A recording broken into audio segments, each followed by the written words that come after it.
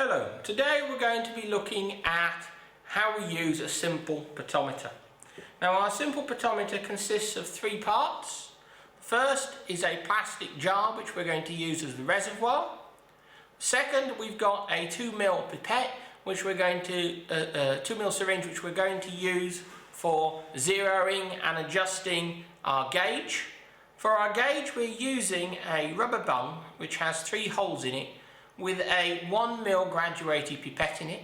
It's graduated in 0.1 ml increments. First thing we're going to do is fill our syringe completely with water, and we're going to fit that into one of the 3 remaining holes in our bung. We're then going to completely fill our jar underwater, and we're going to insert our bung into our jar, keeping it underwater. Now, we're making sure that it seals well into the jar and that our syringe has sealed well into the bung. If they don't seal well, there'll be a leak of water or air in or out of our potometer, therefore causing inaccuracies in our results, or our gauge to just drop unnecessarily. Now we're going to look at our plant. Now we want to make sure that we're cutting our plant. First of all, it needs to be a plant that has a reasonably solid stem. If it's too soft a stem, we will have great difficulty getting it into the bung. The next bit, when we're cutting our stem around about the right thickness, we need to do it underwater. If we cut our stem above water, we can get air bubbles or air gaps into the stem. That's where the stem, instead of drawing water from the roots, has drawn in air from the surroundings, and that can cause it to stop drawing up water at all, and therefore our experiment not to work. So we're going to very carefully cut our plant stem underwater, and we're going to keep it underwater. We're then going to very carefully, while keeping the end of our stem underwater, insert it into the remaining hole in our bung. Now we're going to have to do this very carefully so that we do not damage the stem. Because if you snap the stem or overly damage the end of the stem, again the experiment will not work. Once we've taken it out, we're going to put our water aside, and we're going to use a bit of tissue just to dry off any excess water around the base of our stem. And the reason for this is that we need to seal it. We need to make sure that this is a particularly good seal, so we're going to just seal around the bottom of our stem thoroughly with Vaseline, or petroleum jelly as it's also known. Okay, so as you can see, we now have a plant stem, a syringe and a pipette, all sealed with Vaseline. We can now use the plunger on our syringe to change the water level in our pipette.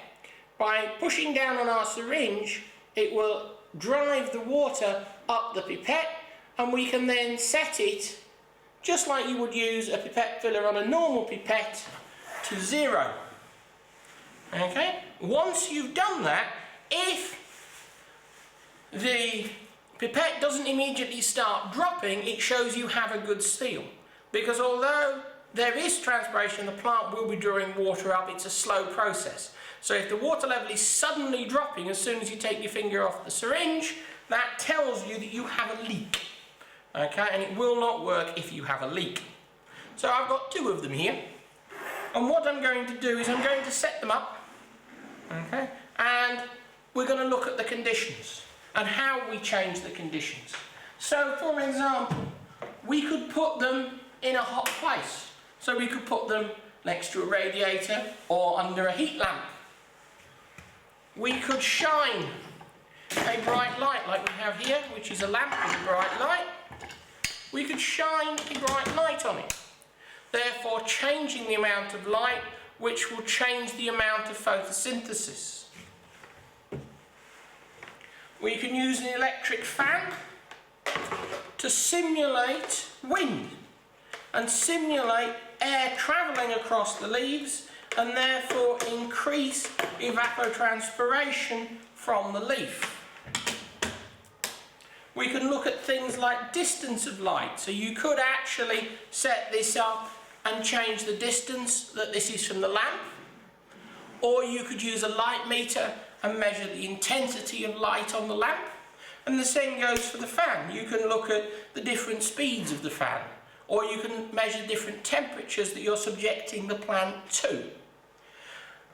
And all we're going to do is you're going to leave it, and then slowly, as the plant works away, and this one's been going, this one I set up a few minutes ago, and when I set it up, it was on 0, and I don't know if you can quite see, but it was on 0, and it's now halfway between 0 and 0.1. It's quite hard to get it to show you on the camera, but it's halfway now between 0 and 0.1, but it did start at 0.